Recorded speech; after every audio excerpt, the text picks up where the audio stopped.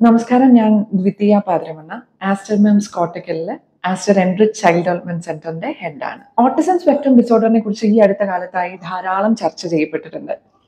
ഒരുപക്ഷെ കുട്ടികളിൽ ഇതിന്റെ ലക്ഷണങ്ങൾ എത്രയും നേരത്തെ തിരിച്ചറിയുക എന്നുള്ളതിൽ മാതാപിതാക്കൾക്ക് വലിയൊരു പങ്ക് തന്നെയുണ്ട്. എത്ര കാലം മുതൽ എത്ര നേരത്തെ ഇത് തിരിച്ചറിയാം എന്നുള്ളത് ആദ്യം മനസ്സിലാക്കിയിട്ടിരിക്കുന്നു എന്ന് തോന്നുന്നു. രണ്ട് തരത്തിലാണ് ഇതിന്റെ പ്രസന്റേഷൻ ഉണ്ടാവാറ്, അല്ലെങ്കിൽ പൊതുവായി കാണാറുള്ളത്. സാധാരണഗതിയിൽ വളർന്നു വരുന്ന എല്ലാ ഡെവലപ്മെന്റൽ മൈൽ സ്റ്റോൺസും സാധാരണഗതിയിൽ തന്നെ പൂർണ്ണമാക്കുന്ന കുട്ടികളിൽ ഒരു പ്രത്യേക പ്രായത്തിന് ശേഷം മിക്കവാറും ഒരു 1.5 വയസ്സിന്റെയും 2 വയസ്സിന്റെയും ഇടയിൽ പെട്ടെന്ന് അവരുടെ കഴിവുകളിൽ ഒരു കുറവ് കാണുന്നു. സംസാരത്തിൽ കുറവ് കാണുക, മറ്റുള്ളവരോട് ഇടപഴകുന്നതിൽ ഒരു താരതമ്യേന നല്ല വ്യത്യാസം കാണുക, മുഖത്തേക്ക് നോക്കുന്നത് കുറയുക, പേര് വിളിച്ചാൽ തിരിച്ച് പ്രതികരിക്കുന്നത് കുറയുക, ഇത്തരം കാര്യങ്ങൾ പെട്ടെന്ന് ലക്ഷണങ്ങളായി കാണപ്പെടുന്നു എന്നുള്ള രീതിയിൽ കാണാറുണ്ട്. അല്ലാതെ ചില കുട്ടികളിൽ ഇതെല്ലാം താമസിച്ച് മോട്ടോർ മൈൽ സ്റ്റോൺസ് അല്ല, അതായത് ചലനത്തിനോട് അനുബന്ധിച്ച മൈൽ സ്റ്റോൺസ് അല്ലാതെ മറ്റ് വളർച്ചയോടനുബന്ധിച്ച കാര്യങ്ങൾ, സംസാരം തുടങ്ങുന്നതിൽ താമസം, സംസാരം തുടങ്ങി പക്ഷെ അത് ഒറ്റ വാക്കിൽ തന്നെ നിൽക്കുന്നു 2 വയസ്സായിട്ടും 3 വയസ്സായിട്ടും, അല്ലെങ്കിൽ സ്വന്തം ആവശ്യങ്ങൾ പറയുന്നതിനനുസരിച്ചിട്ടുള്ള ഭാഷ ഇല്ല, വിശപ്പ്, ദാഹം, ടോയ്ലറ്റ് ഉപയോഗിക്കുന്നത് എങ്ങനെ, എപ്പോ എന്നുള്ളത് തുടങ്ങിയിട്ടുള്ള കാര്യങ്ങളെല്ലാം പറയുന്നതിൽ പിശുക്ക് കാണിക്കുക, ഇത്തരം കാര്യങ്ങളായിട്ട് കാണാം. ഏറ്റവും കൂടുതൽ 3 ആസ്പെക്ട്സിലാണ് ഈ ലക്ഷണങ്ങൾ കാണുക എന്നുള്ളത് വേണം നമുക്ക് ചിന്തിക്കാൻ. മാതാപിതാക്കൾക്ക് ലക്ഷണങ്ങൾ തിരിച്ചറിയാൻ ഈ 3 ഘടകങ്ങളെ നല്ലോണം കണ്ണുതുറന്ന് വീക്ഷിക്കുന്നത് നന്നായിരിക്കും. ഒന്ന്, സംസാരത്തിൽ. ഈ പറഞ്ഞ പോലെ കുട്ടി സംസാരിച്ചു തുടങ്ങി, പക്ഷെ ഒരു 1.5 വയസ്സിനും 2 വയസ്സിന്റെയും ഇടയിൽ നല്ലൊരു കുറവ് കാണുന്നു, ഒരു റിഗ്രഷൻ കാണുന്നു എന്നുള്ളത്. രണ്ടാമത്, പെരുമാറ്റത്തിൽ. കുട്ടിയുടെ പെരുമാറ്റത്തിൽ താരതമ്യേന നല്ല അവരുടെ പ്രായത്തിലുള്ള മറ്റു കുട്ടികൾ ചെയ്യുന്ന പോലത്തെ പെരുമാറ്റങ്ങളിൽ വ്യത്യാസം. അതായത് അറിയാത്ത ഒരാളെ കാണുമ്പോൾ മുഖത്ത് നോക്കുക, അല്ലെങ്കിൽ നമ്മൾ സോഷ്യലി അപ്രോപ്രിയേറ്റ് ആയിട്ടുള്ള ബിഹേവിയർ എന്ന് പറയും. അതായത് സമൂഹത്തിൽ അക്സെപ്റ്റ് ചെയ്യപ്പെടുന്ന, അല്ലെങ്കിൽ ഒരു സമൂഹത്തിൽ നിലനിന്ന് പോകാൻ വേണ്ട ബേസിക് ആയിട്ടുള്ള ചില പെരുമാറ്റങ്ങളുണ്ട്, അതിലെല്ലാം താളപ്പിഴകൾ ഉണ്ടാവുക.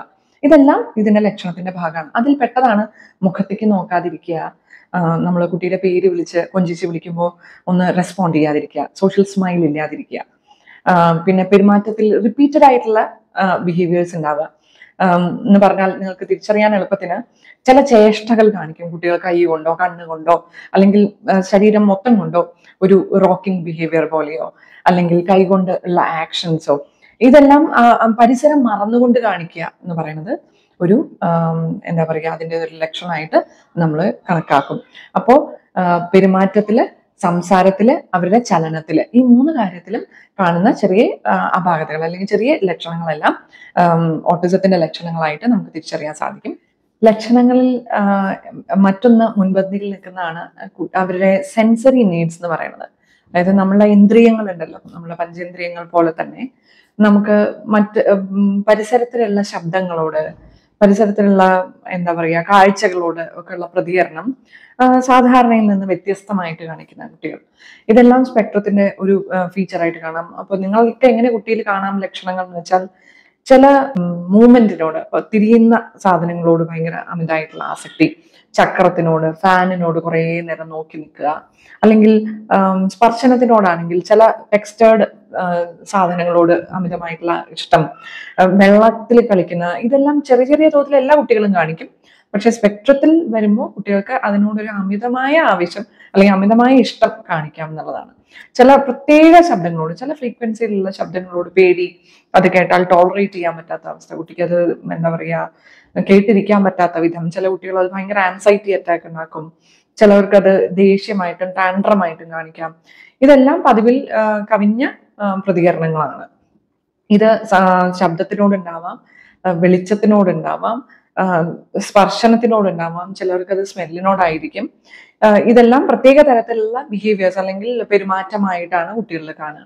അപ്പൊ ചെവി ഇങ്ങനെ പൊത്താൻ, ചില ശബ്ദങ്ങളോട്, കുക്കറിന്റെ ശബ്ദം, മിക്സിയുടെ ശബ്ദം, ട്രിമ്മറിന്റെ ആ ശബ്ദം അല്ലെങ്കിൽ ആ സ്പർശനത്തിന് ആ ഒരു ഫീലിങ്ങിനോട് എതിർപ്പ്. അപ്പോൾ കുട്ടികൾ ഭയങ്കരമായിട്ട് 4-5 വയസ്സായിട്ട് മുടി വെട്ടാൻ സമ്മതിക്കാതെ കരയുന്ന കുട്ടികളുണ്ടാവും ട്രിമ്മറിനോടുള്ള പേടി കാരണം. അങ്ങനെ പതിവിൽ കൂടുതൽ ചിലതിനോടുള്ള പ്രതികരണം കാണിക്കുകയാണെങ്കിൽ, ചില സെൻസസിനോട് പ്രതികരണം കാണിക്കുകയാണെങ്കിൽ, അതും ഇതൊരു വലിയ ലക്ഷണമാണ്, ഈ സ്പെക്ട്രത്തിൽ കാണുന്ന കുട്ടികൾക്ക് ഉണ്ടാവാറുള്ളതാണ്. ഇതെല്ലാം ഡീൽ ചെയ്യണത് ഒരു ഒരു ഒക്യുപേഷണൽ തെറാപ്പിസ്റ്റിന്റെ അടുത്തോ അത്തരം ഒക്യുപേഷണൽ തെറാപ്പിസ്റ്റ് ആണ് കൂടുതലും ഇങ്ങനത്തെ സെൻസറി ഇന്റഗ്രേഷൻ കാര്യങ്ങളെല്ലാം ഡീൽ ചെയ്യാറുള്ളത്.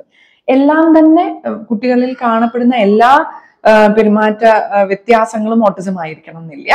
അപ്പോ അത് ഏതെന്നുള്ളത് തിരിച്ചറിയേണ്ടത് അത്യാവശ്യമാണെന്ന് തോന്നുന്നു. ജനറൽ ആയിട്ട് പറയുകയാണെങ്കിൽ ഇത്തരം കാര്യങ്ങളാണ് ലക്ഷണങ്ങളായിട്ട് നമുക്ക് കാണാനുള്ളത്. എത്രയും നേരത്തെ ഒരു 1.5 വയസ്സ് 2 വയസ്സിന്റെ താഴെ മുതൽ നമുക്കിത് അറിഞ്ഞു തുടങ്ങാം. അല്ല വളരെ പതുക്കെയാണ് വളർച്ച എന്നുള്ള കുട്ടികളിലാണ് അറിയാൻ താമസം ഉണ്ടാവുക. കാരണം നമ്മൾ വിചാരിക്കും എല്ലാം പതുക്കെയാണല്ലോ, അപ്പൊ ഇതും പതുക്കെയായിട്ട് വന്നോളും എന്ന് വിചാരിച്ച് കാത്തിരിക്കുന്നവരും ഉണ്ട്. അപ്പോൾ എന്തെങ്കിലും തരത്തിലുള്ള വ്യത്യാസങ്ങൾ കാണാൻ വെച്ചാൽ എത്രയും നേരത്തെ ഒരു നിങ്ങളുടെ പീഡിയാട്രീഷ്യനോട് സംസാരിക്കുക, അല്ലെങ്കിൽ നിങ്ങൾക്ക് അടുത്തുള്ള ചൈൽഡ് ഡെവലപ്മെന്റ് സെന്ററിൽ പോകുക എന്നുള്ളതായിരിക്കും ഏറ്റവും അഭികാമ്യം. ഓട്ടിസത്തിനെ കുറിച്ച് ചില മിഥ്യാധാരണകളുണ്ട്. ഓട്ടിസം ഒരു ഡിസോർഡർ ആണ് എന്നുള്ള തിരിച്ചറിയാണ് ആദ്യത്തെ മിഥ്യാധാരണ ഒഴിവാക്കാൻ വേണ്ടത്. അതായത് ഇതൊരു അസുഖമാണ് എന്നുള്ള നിലയ്ക്ക് കണക്കാക്കുന്ന കുറേ പേരുണ്ട്. നമ്മളുടെ അടുത്ത് വരുന്ന പാരന്റ്സ് മിക്കവാറും ചോദിക്കാറുണ്ട്, ഇപ്പോൾ തെറാപ്പി ചെയ്തു കഴിഞ്ഞാൽ ഇത് മാറ്റാൻ പറ്റുമോ, ഇത് മാറ്റി എൻ്റെ കുട്ടിയെ നോർമൽ ആക്കാൻ പറ്റുമോ എന്നുള്ളത് ചോദിക്കാറുണ്ട്. അപ്പോൾ ഇതിൽ ആശയപരമായിട്ട് 2-3 കാര്യങ്ങളിൽ അതിനോട് എതിർപ്പുണ്ട്. ഒന്ന്, ഇതൊരു അവസ്ഥയാണ്. കുട്ടി ലോകത്തിനെ വീക്ഷിക്കുന്നത് ഒരു പ്രത്യേക രീതിയിലാണ് എന്നുള്ളതാണ്. അവരുടെ ബ്രെയിൻ വയറിങ് ഒരു സാധാരണ തരത്തിലുള്ള ടിപ്പിക്കൽ ആയിട്ടുള്ള ഒരു രീതിയിലല്ല എന്നുള്ളതാണ് ഈ സ്പെക്ട്രത്തിന്റെ പ്രത്യേകത. അതിന്റെ ഭാഗമായിട്ട് കാണിക്കുന്നതാണ് കുട്ടിയുടെ പെരുമാറ്റത്തിലുള്ള പ്രത്യേകതകളും സംസാരത്തിനുള്ള പ്രത്യേകതകളും. സംസാരം പ്രകടിപ്പിക്കാനാണ് അവർക്ക് പ്രയാസം. ഒട്ടുമിക്ക പേർക്കും മനസ്സിലാക്കാൻ വലിയ ബുദ്ധിമുട്ടുകൾ ഉണ്ടാവാറില്ല. ഞാൻ കുറച്ചുകൂടി അത് മനസ്സിലാക്കാൻ എളുപ്പത്തിന് സ്പെക്ട്രം എന്താണെന്നുള്ളത് പറയാം. ഒരു മഴവില്ല് പോലെയാണ് ഓട്ടിസം സ്പെക്ട്രം എന്ന് പറയുന്നത്. മഴവില്ലിന്റെ രണ്ടറ്റത്തുമാണ് രണ്ട് എക്സ്ട്രീംസ്. ഇതിന്റെ നടുവിലുള്ള പല വർണ്ണങ്ങൾ പോലെയാണ് ഈ സിംറ്റംസിന്റെയും അവസ്ഥകൾ സ്പ്രെഡ് ചെയ്ത് കിടക്കുന്നത്. അപ്പൊ ഈ ഓട്ടിസം എന്നുള്ള ഈ അവസ്ഥയിലുള്ള ഓരോ കുട്ടിയും അവരുടേതായിട്ടുള്ള പ്രത്യേകതകളുള്ളവരാണ്. ഓരോ കുട്ടിയും വളരെ യുണീക്കാണ്. അപ്പൊ അവരുടെ പ്രസന്റേഷനും വ്യത്യാസം ഉണ്ടായിരിക്കാം. ഇപ്പോൾ അതിലേക്കാണ് ഞാൻ കടന്നു വരുന്നത്. ആദ്യത്തെ മിഥ്യാധാരണ ബ്രേക്ക് ചെയ്യാം. ഇത് മാറ്റുക എന്നുള്ളതല്ല, ഈ അവസ്ഥയെ എങ്ങനെ നന്നായി മാനേജ് ചെയ്യാം, കുട്ടിക്ക് ഉണ്ടാവുന്ന ഇത്തരം പ്രത്യേക ആയിട്ടുള്ള സംസാര ചലന അല്ലെങ്കിൽ പെരുമാറ്റ പ്രയാസങ്ങളെ എങ്ങനെ മാനേജ് ചെയ്യാം എന്നുള്ളതാണ് ഇതിന്റെ ട്രീറ്റ്മെന്റ് ഭാഗത്ത് തെറാപ്പിയിൽ വരുന്നത്. അതിനുവേണ്ടി ഒരുപാട് മേഖലകളുണ്ട്, ഒരുപാട് തെറാപ്പീസ് ഉണ്ട്. സംസാരത്തിന് മാത്രമായിട്ട് സ്പീച്ച് ആൻഡ് ലാംഗ്വേജ് തെറാപ്പി നമ്മൾ കൊടുക്കും. ചലനത്തിന് അല്ലെങ്കിൽ അവരുടെ സെൻസറി ബുദ്ധിമുട്ടുകൾക്ക് ഒക്യുപേഷണൽ തെറാപ്പി കൊടുക്കാം. പിന്നെ പെരുമാറ്റത്തിന്റെ പ്രയാസങ്ങൾ ചികിത്സിക്കാൻ അതിൽ മാനേജ്മെന്റിനാണ് ബിഹേവിയർ തെറാപ്പി ഉണ്ടാവുക. പിന്നെ ഒരു 3 വയസ്സ് കഴിഞ്ഞ് ഒക്കെ അല്ലെങ്കിൽ നമ്മൾ അക്കാഡമിക് കാര്യങ്ങൾ തുടങ്ങുന്ന പ്രായമാകുമ്പോൾ അവരുടെ സഹായത്തിനായിട്ട് സ്പെഷ്യൽ എഡ്യൂക്കേറ്ററുടെ സഹായവും നമ്മൾ എടുക്കാം. പിന്നെ അവരുടെ ഓരോരുത്തരുടെയും കഴിവുകൾക്ക് അനുസരിച്ച് സംസാരത്തിന്റെ ശേഷിക്ക് അനുസരിച്ച് ഉള്ള സഹായങ്ങൾ കൊടുക്കാനായിട്ട് ഒരു സൈൻ ലാംഗ്വേജ് സ്പെഷ്യലിസ്റ്റിന്റെയോ ഒക്കെ സഹായങ്ങൾ നമ്മൾ തേടാറുണ്ട്.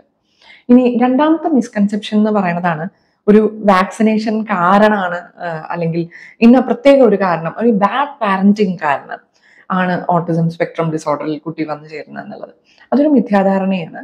ഇന്നുവരെ ഇന്നതാണ് കാരണം എന്നുള്ളത് ശാസ്ത്രലോകത്തിന് പറയാൻ പറ്റിയിട്ടില്ലെങ്കിൽ കൂടി ജനിതകപരമായ ഒരുപാട് ഘടകങ്ങൾ അതിൽ ഭയങ്കര പ്രോമിനന്റ് ആയിട്ടുണ്ട് എന്നുള്ളതാണ് ഇതുവരെയുള്ള നമ്മളുടെ അറിവ്. അതിൽ കൂടുതൽ നമ്മളെ എൻവയോൺമെന്റൽ ഫാക്ടേഴ്സ്, അതായത് നമ്മളെ പരിസരം, കുട്ടി ജീവിക്കുന്ന പരിതസ്ഥിതികൾ, കുട്ടിയോട് സംസാരിക്കാനോ ഇടപഴകാനോ ആൾക്കാരില്ലാതിരിക്കുക, കുട്ടിക്ക് സമൂഹത്തിന്റെ മറ്റ് മേഖലകളിലേക്ക് അല്ലെങ്കിൽ ഒരു മറ്റു കുട്ടികൾ അവരുടെ പ്രായത്തിലുള്ള മറ്റു കുട്ടികളായിട്ട് ഇടപഴകാനുള്ള അവസരം തീരെ ഇല്ലാതിരിക്കുക, മനുഷ്യ സമ്പർക്കം കുറഞ്ഞിരിക്കുന്ന അവസ്ഥ, ഇത്തരം എൻവയോൺമെന്റൽ ഫാക്ടേഴ്സ് എല്ലാം ഇതിനെ ബാധിക്കും എന്നേ ഉള്ളൂ. അല്ലാതെ ഇത് കാരണമാണ് ഓട്ടിസം വരുന്നത് എന്നുള്ളത് ഒരു മിഥ്യാധാരണയാണ്. മറ്റൊരു പ്രധാന മിസ്കൺസെപ്ഷൻ ആണ് ബുദ്ധിമാന്യമാണ് ഓട്ടിസ്റ്റിക് സ്പെക്ട്രം ഡിസോർഡർ എന്നുള്ളത്. ഓട്ടിസ്റ്റിക് സ്പെക്ട്രം ഡിസോർഡർ ഡയഗ്നോസ് ചെയ്യാൻ പല പല കാറ്റഗറീസ് ഉണ്ട്. അപ്പോൾ ഈ സ്പെക്ട്രത്തിൽ വരുന്ന കുട്ടികൾക്ക് എല്ലാവർക്കും തന്നെ ബുദ്ധിപരമായ വൈകല്യങ്ങൾ ഉണ്ടായിക്കൊള്ളണം എന്ന് നിർബന്ധം ഇല്ല. അപ്പോൾ ഈ പല കാറ്റഗറി ഉണ്ട് എന്നുള്ള പറഞ്ഞത് തന്നെ എന്തിനാണെന്ന് വെച്ചാൽ ബുദ്ധിപരമായിട്ടുള്ള വൈകല്യങ്ങൾ ഏറ്റക്കുറച്ചിലുകൾ കാണിക്കാം, സംസാരപരമായിട്ടുള്ള വൈകല്യങ്ങളിലും ഏറ്റക്കുറച്ചിലുകൾ ഉണ്ടാവാം, പെരുമാറ്റത്തിലും ഉണ്ടാവാം. അപ്പൊ ഇതിന്റെ ലക്ഷണങ്ങളുടെ ഏറ്റക്കുറച്ചിലുകൾക്ക് അനുസരിച്ചിട്ടാണ് ഓട്ടിസം സ്പെക്ട്രം ഡിസോർഡറിൽ തന്നെ ഏത് ഡയഗ്നോസിസ് ആണ് വരിക എന്നുള്ളത് നമ്മൾ തിരിച്ചറിയുന്നത്. അപ്പോൾ എല്ലാ തവണയും ഓട്ടിസ്റ്റിക് സ്പെക്ട്രം ഡിസോർഡർ എന്ന ഡയഗ്നോസിസ് കിട്ടിയ ഒരു കുട്ടിക്ക് ബുദ്ധിമാന്ദ്യം ഉണ്ടാവണം എന്നില്ല. അപ്പോ കാര്യങ്ങൾ മനസ്സിലാക്കുന്നതിലും അത് വാക്കാലെ പറയുന്നതിലും ഒക്കെയാണ് ഒരുവിധം കുട്ടികൾക്കും ബുദ്ധിമുട്ടുണ്ടാവാറ്. എന്നാലും മനുഷ്യർക്ക് മനസ്സിലാവുന്ന തരത്തിലും പ്രായത്തിനനുസരിച്ചും സംസാരം ശേഷിയുള്ള കുട്ടികളും ഉണ്ട്. പക്ഷെ അവര് ഓട്ടിസ്റ്റിക് അല്ലാതിരിക്കുന്നില്ല. കാരണം മറ്റ് ലക്ഷണങ്ങളൊക്കെ അനുസരിച്ചിരിക്കും ഈ ഡിസോർഡർ ആണോ എന്ന ഡയഗ്നോസിസ് വരുന്നത്. ഇനി മിക്കപ്പോഴും പലരും ചോദിച്ചു കാണുന്ന ഒരു കാര്യമാണ്, നമ്മൾ ഫ്രഷ് ആയിട്ടൊരു ഡയഗ്നോസിസ് കിട്ടുമ്പോൾ എന്തെങ്കിലും ട്രീറ്റ്മെന്റ് ഉണ്ടോ? ട്രീറ്റ്മെന്റ് ആസ് എ തെറാപ്പി അല്ല അവർ ഉദ്ദേശിക്കുന്നത്, മരുന്ന് കൊണ്ടുള്ള ചികിത്സ എന്തെങ്കിലും ഉണ്ടോ? ഓട്ടിസം എന്നുള്ളത് ഒരു ഡിസീസ് അല്ല എന്നുള്ളത് ഞാൻ നേരത്തെ പറഞ്ഞു വെച്ചല്ലോ, ഒരവസ്ഥയാണ്. ഈ അവസ്ഥയിലുള്ള ബുദ്ധിമുട്ടുകൾക്കാണ് നമ്മൾ ചികിത്സിക്കുന്നത്. അപ്പോൾ ഓരോ ബുദ്ധിമുട്ടും നേരിടാനാണ് നമ്മൾ തെറാപ്പി കൊടുക്കുന്നത്.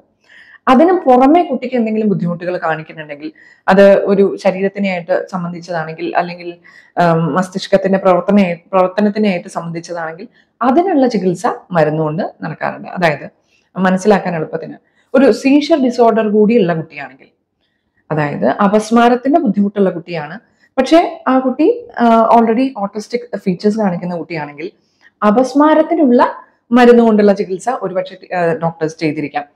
ഓട്ടിസത്തിന് മരുന്നുകൊണ്ട് ചികിത്സ ഇതുവരെ ലഭ്യമല്ല. ഓട്ടിസം മാറ്റാം എന്ന രീതിയിൽ ഒരു മരുന്നും നമ്മൾ കുട്ടികൾക്ക് കൊടുക്കാറും ഇല്ല, ആരും അഡ്വൈസ് ചെയ്യാറില്ല.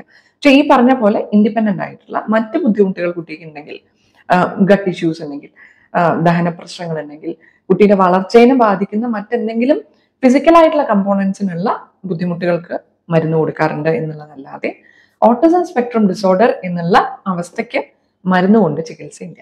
ഓട്ടിസം സ്പെക്ട്രം ഡിസോർഡറിനെ സംബന്ധിച്ചിടത്തോളം മറ്റൊരു വലിയ മിഥ്യാധാരണയാണ് കുട്ടികൾക്ക് അസാമാന്യമായ ഓർമ്മ, അല്ലെങ്കിൽ പാട്ട് പാടാനുള്ള കഴിവ്, ഡാൻസ് ചെയ്യാനുള്ള കഴിവ്, അല്ലെങ്കിൽ ചിത്രം വരയ്ക്കാൻ ഉള്ള കഴിവൊക്കെ ഉണ്ടാവും എന്നുള്ളത്. നേരത്തെ ഞാൻ പറഞ്ഞല്ലോ, ബുദ്ധിമാന്ദ്യം എന്ന് പറയുന്നത് അതിൽ നിർബന്ധമായിട്ടുള്ള കാര്യമല്ല എന്നുള്ള പറഞ്ഞ പോലെ തന്നെ ബുദ്ധിശക്തി ഏത് കുട്ടിയെ പോലെ തന്നെ സ്പെക്ട്രത്തിലാണെങ്കിലും കുട്ടികൾക്ക് ഏറ്റക്കുറച്ചിലുകൾ ഉണ്ടാവാം, കഴിവുകൾക്ക് ഏറ്റക്കുറച്ചിലുകൾ ഉണ്ടാവാം. നന്നായി സംസാരിക്കാനോ കാര്യങ്ങൾ പറയാനോ പറ്റുന്ന എനിക്ക് അസാമാന്യമായി ഡാൻസ് കളിക്കാനുള്ള കഴിവുണ്ടാക്കണമെന്ന് നിർബന്ധമില്ലല്ലോ. അതേപോലെ തന്നെ സംസാരിക്കാനുള്ള ബുദ്ധിമുട്ടോ അല്ലെങ്കിൽ ഓട്ടിസ്റ്റിക് സ്പെക്ട്രം ഡിസോർഡറിലാണ് എന്നുള്ളത് കൊണ്ടോ നിങ്ങളുടെ കുട്ടിക്ക് അസാമാന്യമായ മെമ്മറിയോ പാട്ട് പാടാനുള്ള കഴിവോ എന്തെങ്കിലും ഒരു കഴിവുണ്ടാവണം എന്നുള്ള നിർബന്ധമൊന്നുമില്ല. അപ്പോ കണ്ടുപിടിക്കാൻ നിങ്ങൾക്ക് ശ്രമിക്കാം. പോകെ നിങ്ങളുടെ ഇന്റർവെൻഷനിലൂടെ ഒക്കെ അതെല്ലാം തെളിഞ്ഞു വരാം. ഇല്ലെങ്കിലും നിങ്ങളുടെ കുട്ടിക്ക് അത് തേടിപ്പോയി ഫ്രസ്ട്രേറ്റഡ് ആവുന്ന ഒരുപാട് പേരൻസിനെ കാണാറുണ്ട്.